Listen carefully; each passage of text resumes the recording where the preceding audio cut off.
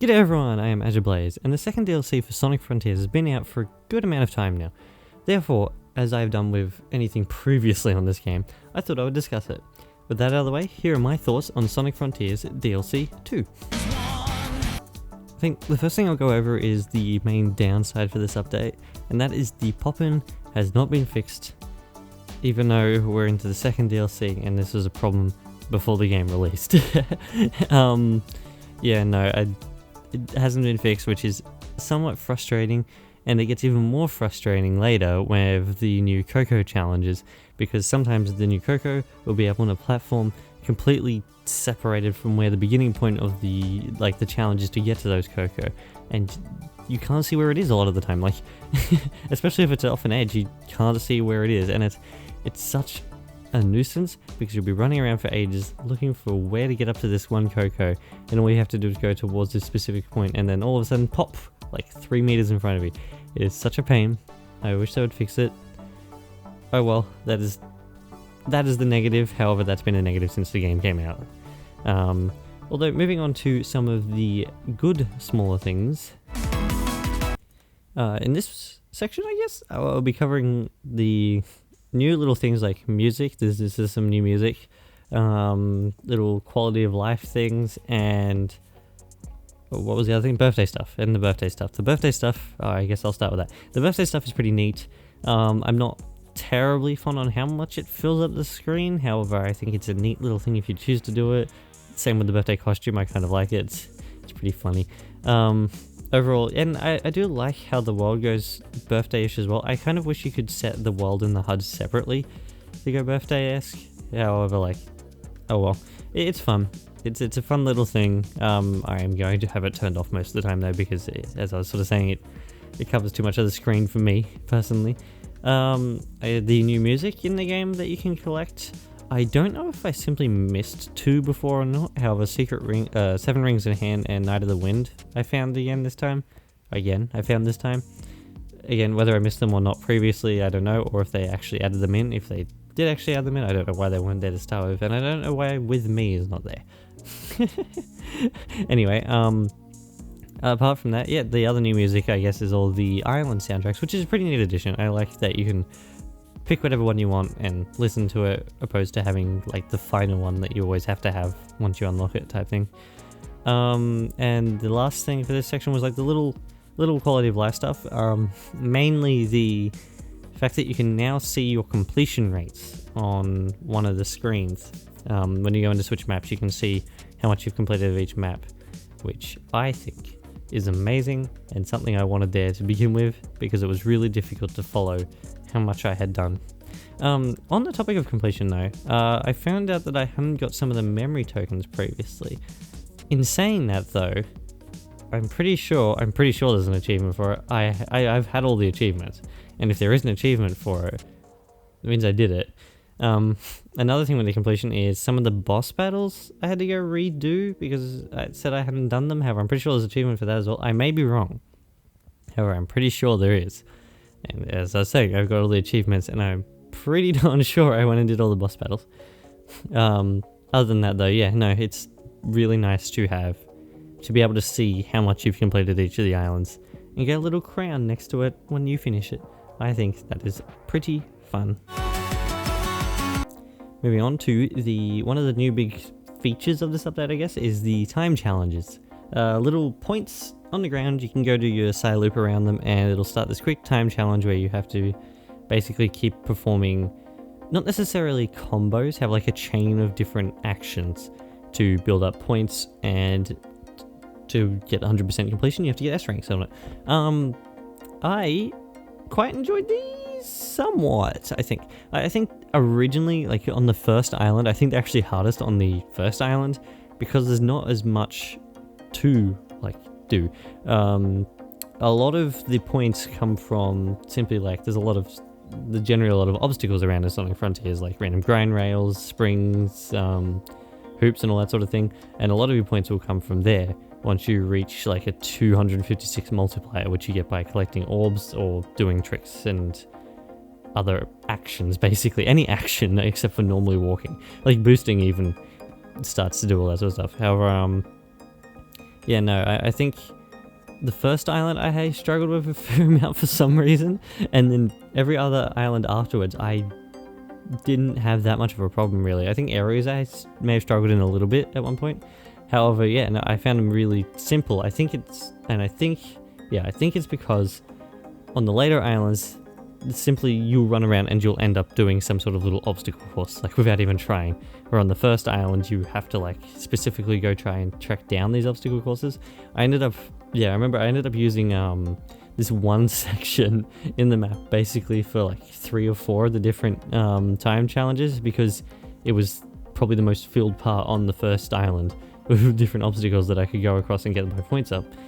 Therefore, yeah, I think overall though, yeah, I quite enjoyed having some new challenges to do. Not necessarily difficult in a sense, that sort of comes with a later thing. However, like it's more like it's challenging in a way that you always have to keep on moving and doing things and try not to mess up while doing it. Yeah, those are the time challenges.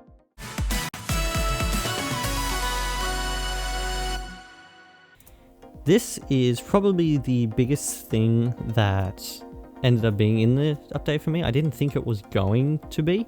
However, the new Cocoa challenges, I wasn't expecting anything like drastic or anything like that. However, some of these challenges are like Sonic Unleashed DLC levels. Like of difficulty, not necessarily as long as some of those. However, like, especially when it comes to the amount of spike balls on one of them, that's very Sonic Unleashed DLC. And like, it's not difficult to a point where, yeah, okay, it may not be as difficult as the DLC levels. However, like it's fairly difficult. It's certainly more difficult than a Sonic Unleashed stage, like a normal one, I think. And I quite enjoy that because I love Sonic Unleashed. It's my favorite Sonic game, and I like the difficulty in Sonic Unleashed. It's one of my favorite things, is to keep on practicing until I get over this point, this one point that I need to get over and finish. And it's sort of what I like doing, and I think it's brought over really well in these new Cocoa challenges in Frontiers. There are some slight different things that frustrated me more because I didn't feel they were my fault. More like I was saying earlier, the pop-in stuff. And then like some general like depth of field things where it's like somewhat difficult to tell if you're over these spikes or not. That was a little bit strange. However, for the most part, yeah, no, I really fun. Quite enjoyed that. And yeah, definitely the highlight for the update for me. I honestly did not think out of everything that was going to be the highlight of this update. Yeah, no, I think the new Cocoa challenges are fun. Oh, and when you take them back to the older Cocoa, you get your boost gauge expanded, which is neat, I guess. I don't know. You can do a figure 8 on the ground and get unlimited boost anyway. I don't think it doesn't really serve a purpose. However, it's neat, I guess. Yeah. Anyway, that's the Cocoa. And the final thing I sort of want to talk about is the spin dash. And turns out you don't get the spin dash until you 100% the whole game, which took me by a bit of a surprise. I don't know if it's 100% in the whole game or 100% in the time trial challenges. One of the two. Otherwise, however, yes, the spin dash is amazing in this game. I very thoroughly enjoy using it. I like that, unlike when you're boosting it, you don't tend to stick to like the rocks and the walls as much. A lot of the time when you're boosting in Frontiers and you go over a cliffside, you tend to run down the cliff rather than like flying off like you would expect type thing. However, with the spin dash, whilst it doesn't happen all the time, it happens the majority of the time, I've noticed, and you go flying, and it is really fun to launch yourself up a wall and zip over like an area like in the air because of the spin dash. And I like that it uses the boost gauge in a sense. I think that's interesting. I don't understand the need to charge the spin dash, because you can sit there, you can charge it up, you can crouch and hold down the spin dash button or keep tapping the spin dash button and eventually charge it up and go. However, when you're boosting and then you go into spin dash, by what I can tell, I think it goes the same speed. Like, that's what I can see at least. Yeah, I don't understand why you would need to charge it up or anything like that. And then one of the things you can do, you can almost drop dash with it, because you can turn into a spin dash after jumping out of a spin dash when you're in the air. You can always drop dash that way, or you can drop dash the other way, which isn't as fast. However, the drop dash has one function remaining. the only thing that can go up ice. Where the spin dash has taken everything else from it. Which I think is funny. Anyway, yeah, no, I think overall the spin dash, I quite enjoyed using it. It's really, really fun to spin around in. The only problem is I got it after I finished the game. And I don't have much to use it on because of that. Like, you finish 100% and then you get the game sort of done. And then I don't see the point of doing a new game plus. I don't think there's anything you get for doing a new game plus, therefore, yeah, I don't feel there's any point to do it. Although, yeah, I think the spin dash is really fun, and the little reward outfit that you get after completing the game 100%, I think is pretty neat as well. I'm not going to spoil what it is, however, it's, in saying that, it's not super special. However, like, it's pretty neat. I like having it. Alrighty, I believe they are all my thoughts on the new major things that are present in Sonic Frontiers and some of the little things. Yeah, I don't think there's much else for me to discuss overall because it wasn't like a huge update in comparison to the games. For Frontiers, it was great, basically. I feel, yeah, whilst brief, it was quite a good update. And yeah, it makes me really excited for the third one because that's poised to be like, supposed to be like the biggest like update. And yeah, I'm really excited for that. How long it will take, I'm guessing the end of the year. Probably around the same day that the game came out last year. Yeah, other than that, however, for now, I believe that is all from me. I hope everyone enjoyed the video. Thank you for watching, and I shall be back in the next one. Cheers, everyone.